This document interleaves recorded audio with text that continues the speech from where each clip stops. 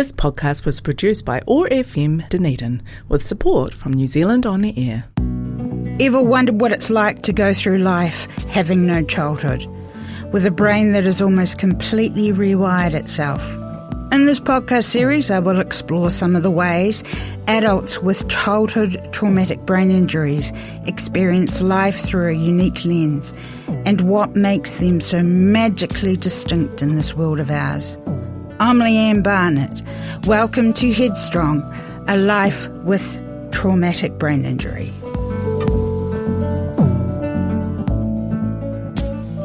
Kia ora. Welcome, Dr. Brigit Mirfin-Veitch. Kia ora, Leanne. Dr. Brigit Mirfin-Veitch is from the Donald Beasley Institute. It's a premier disability research institute here in Dunedin, and I like to use her quite frequently when it comes to anything disability information. So today she's decided she's going to steal my seat and take over from me.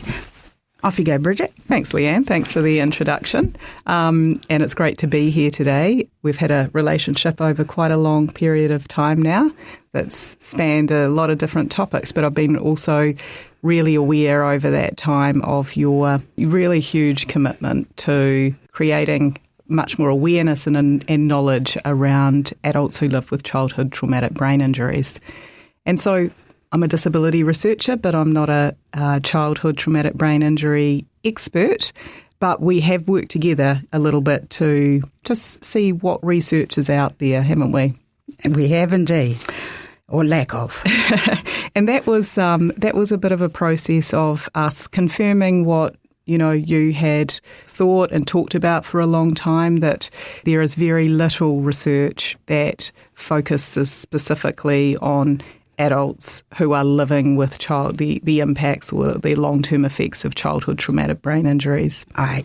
And so I was really disappointed that I couldn't deliver you with a really great set of information. But you see, you can't be disappointed because there isn't the information there to deliver. Absolutely, and that's why I thought I'd turn the tables on you today. You've been really motivated to create this podcast series because you're so deeply aware of that lack of research and concerned about it. You really want to build understanding within professionals in health and disability, but the wider community. And you're really concerned about a lack of services. So for adults like you who live with a lack childhood, of targeted services. Great. Good point. So when you think about the people you've interviewed across the series so far, I'm really interested in what the learning has been for you, what the take-home messages have been for you. So I was thinking, I think you started with a parent, with Kathy. How was that for you to really engage with her about what it's like to be the parent of an adult who, had a traumatic brain injury in childhood? And around the same time period that I did. It was fascinating to see her, Kathy, that is, and hear her from a different perspective. I've only known her for well over 10 years as a professional who supports me in that area. But to hear what she had to deal with, in particular immediately post-injury, and how it impacted her whānau and the battles that they had to go through to get the supports required for their child and their adult child to continue to be independent and flourish as much as they have. So I guess Kathy's story really highlighted the fact that, many years ago, 30 years ago, I guess, 40 we might have expected a lack of services and support. But the fact that Kathy's still talking about, and you're still talking about, a really acute lack of services and supports, targeted supports, and 40 years later is really disappointing, isn't it? Yeah, and understanding. I think primarily it all hinges on the lack of understanding. And when you had no true understanding, the rest doesn't even figure in. Yeah, and add to that our system, our disability funding system, and where people sit in that, it makes it even more complex, doesn't it? And as we were just talking about on the way here, attitudes towards people with disabilities. Absolutely. So one of the other sessions or podcasts within your series really focused on you talking about you, the day-to-day impacts on you. And, I was really interested in how it felt for you to sort of talk about what life is for you on the daily. It felt gratifying to be able to put it together in one lump, to say this is just some of what I deal with, to debunk people's understandings and limited ability to be able to grasp the seriousness of severe TBI, and also, in a way, to just, how do I put it? Stupid brain injury. The word's gone out of my head. I'm going to have to go the long way around this because the word's gone out of my head. Just to say to people that they're callous, I do that, is a load of rot. It's not right, it's wrong. And by putting it all in one lump sum, and it's only just a tiny fraction of what I deal with, what I spoke about, it felt like, giving the one up to... Do you feel like your disability is hidden, and sometimes that's what makes things difficult for you? I don't feel like I know it's hidden. It's completely invisible, totally invisible. And that's one of the frustrations. You look fine, you sound fine. There's a topic for another podcast. You look fine. Yeah, absolutely. Thanks for that. And the other thing that we were sort of talking about is that you've been reflecting on that notion, which links with this of habilitation versus rehabilitation, and that's a really big thing for you. It's a really important distinction for you. Can you tell me a little bit more about that? The expectation that I will learn something, achieve it, and maintain it versus the reality of habilitation. The first part is rehabilitation, but my reality is habilitation, where I will learn maybe only part of a skill, or even if I learn a whole skill, or understanding whatever it may be, that I will have to relearn it at some point down the track, because also the fact that I never had often the skills that I'm trying to learn to begin with, so you can't rehabilitate someone back to a point of where they were when they never were that thing. And that was one of the things that was raised by your amazing neuropsychiatrist guest, Dr. Brigit Mirfin-Veitch, as one of the really challenging aspects of adults living with childhood, or the impacts of childhood TBI, that you don't know. What you haven't got that sort of benchmark in terms of, you don't know what you've never had. And so in that regard, having Dr. Finucane here talking with you about both adults living with childhood TBI and the ADHD overlay, that would have been, I know that was really exciting for you. What were some of your sort of key learnings takeaways from Dr. Greg's time with you? Getting the explanation, tongue-tied, of the difference between cognitive impairment vis-a-vis ADHD and that kind of fuller understanding was incredibly helpful, because I haven't been able to define that. Yeah. But also his understanding of why there's a lack of research, what could be done in the New Zealand context in regards to informing people as to how to build on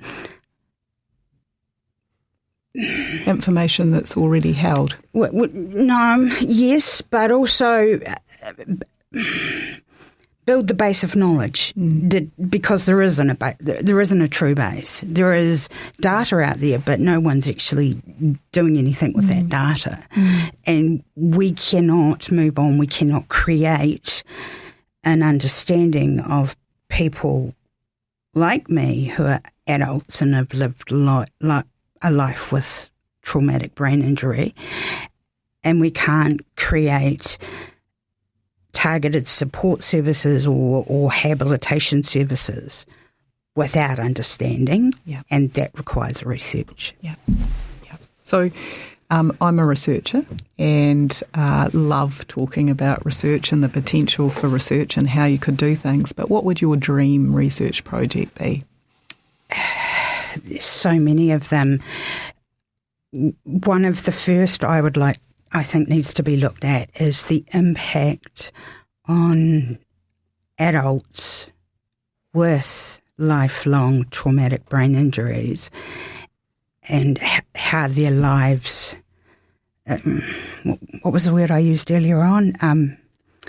The outcome, our outcomes vis-a-vis, there's two groups, people without brain injuries and then adults who sustain brain injuries as adults. I think those three groups need to be pitted against each other and look at the outcomes. For each group. That's one of the main things. Then there's all the little things, such as what Dr. Finucane talked about, where you're looking at the data of secondary ADHD in particular in this case, and how that plays out. Also, how other things such as physical impairments versus cognitive impairments differ and impact our group. Absolutely. And we were talking before, actually, on the way round here that disability is a very broad and inclusive term, and often people with TBI, and particularly people that are adults that have had lifelong TBI, might not always have seen themselves or be seen as part of that group. Or don't want to identify within that group. And partly because of stigma. For some, for many, it will be stigma. Also, what we were talking about on the way around here was the fact that as of Wednesday, we're now being put in a category that says we're vulnerable people. And sorry, but I'm not vulnerable. Well, I don't apologise for it, but I'm not vulnerable. People with disabilities are not vulnerable. So there's a whole lot of things that come into play.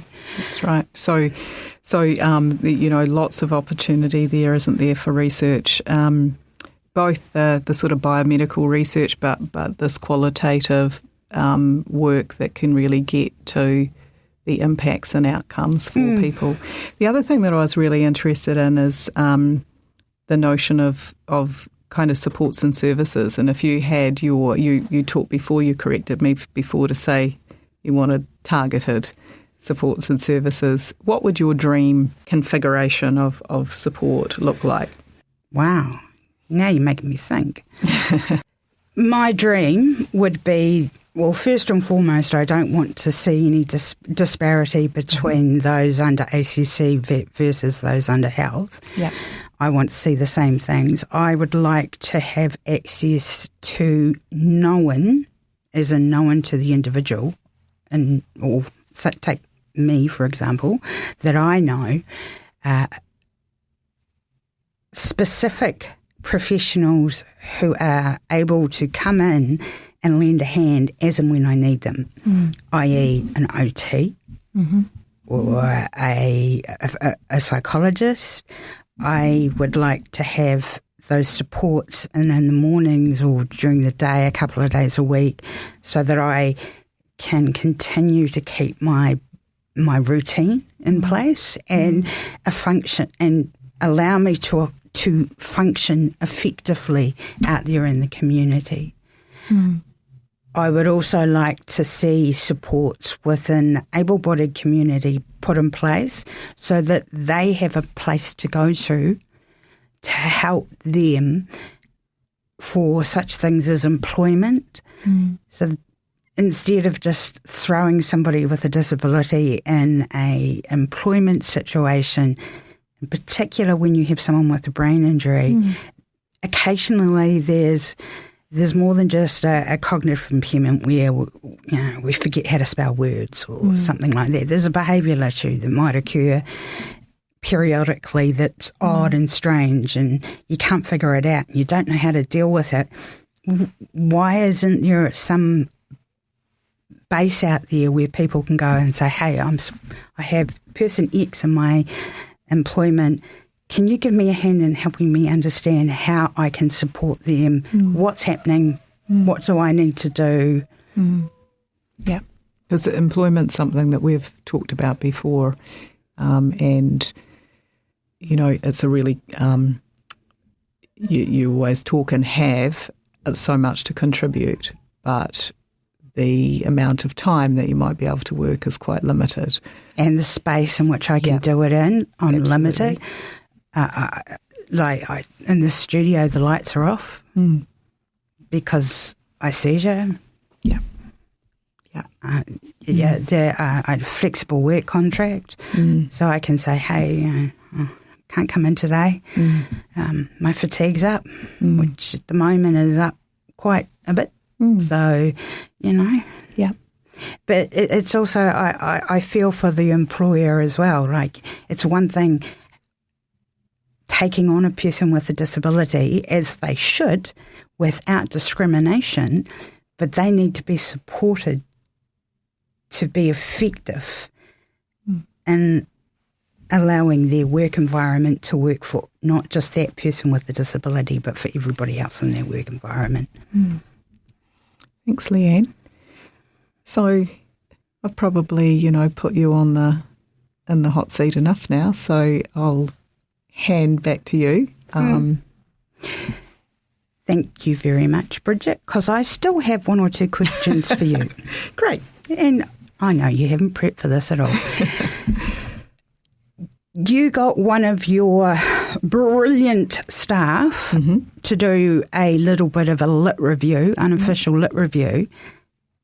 Do you just want to tell people what that lit review found or didn't find? Yeah, well, I was actually quite relieved when I had a little sneak preview of Dr. Finucane's podcast, who sort of confirmed that there is research about, paediatric TBI and various other things, but having that sort of longitudinal look, that longitudinal picture of adults living with the impacts of childhood TBI or traumatic brain injuries is quite absent.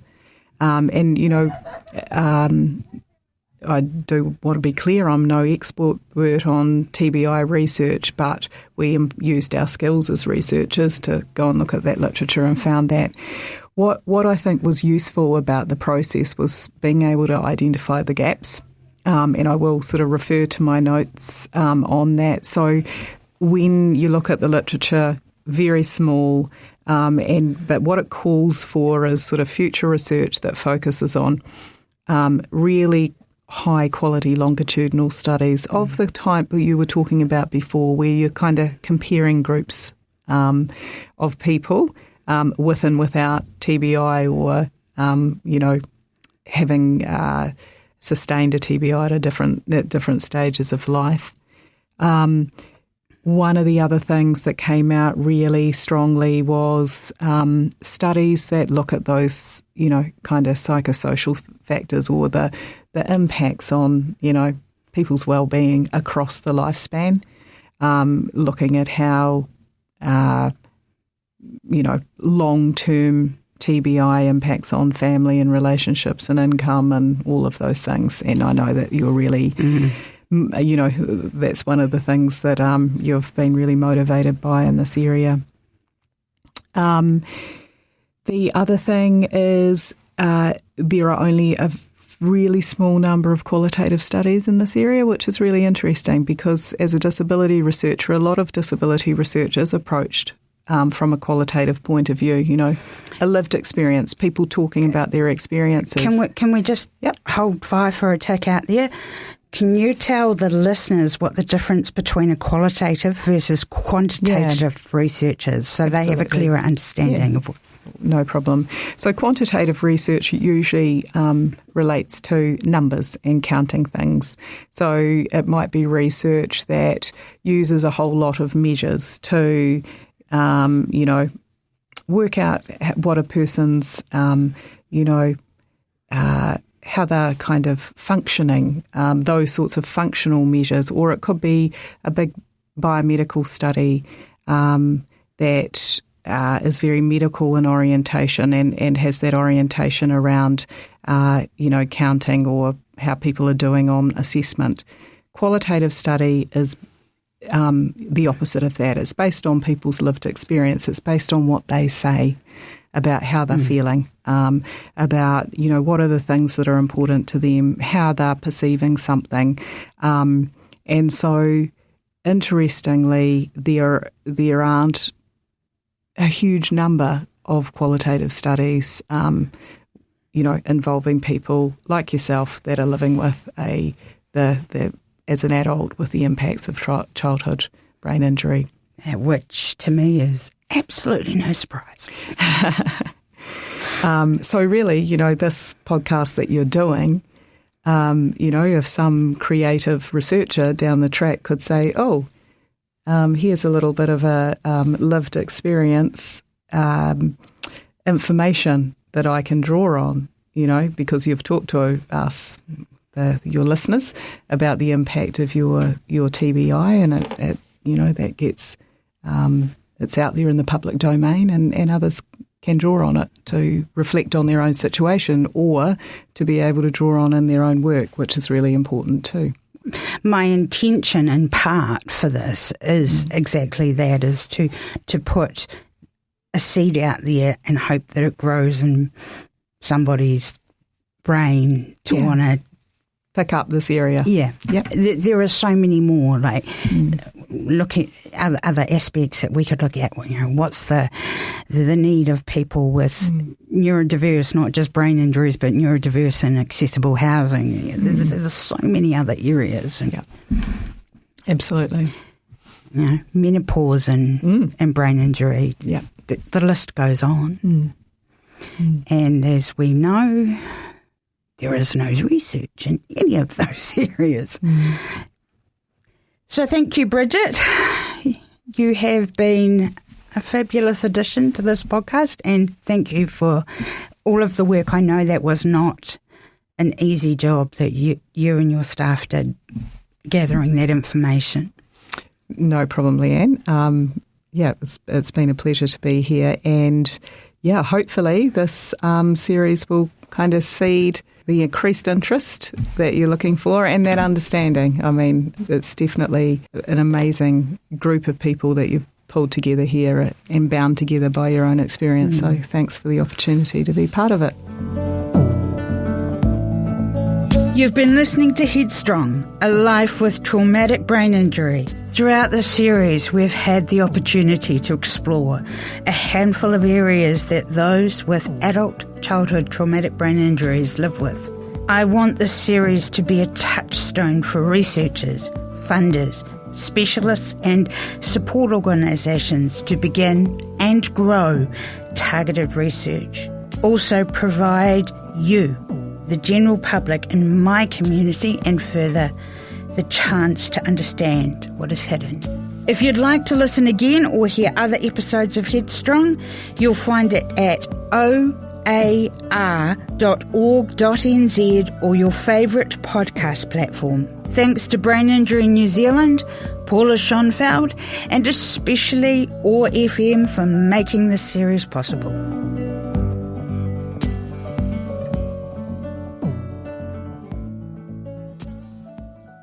This podcast was produced by OAR FM Dunedin with support from New Zealand On the Air.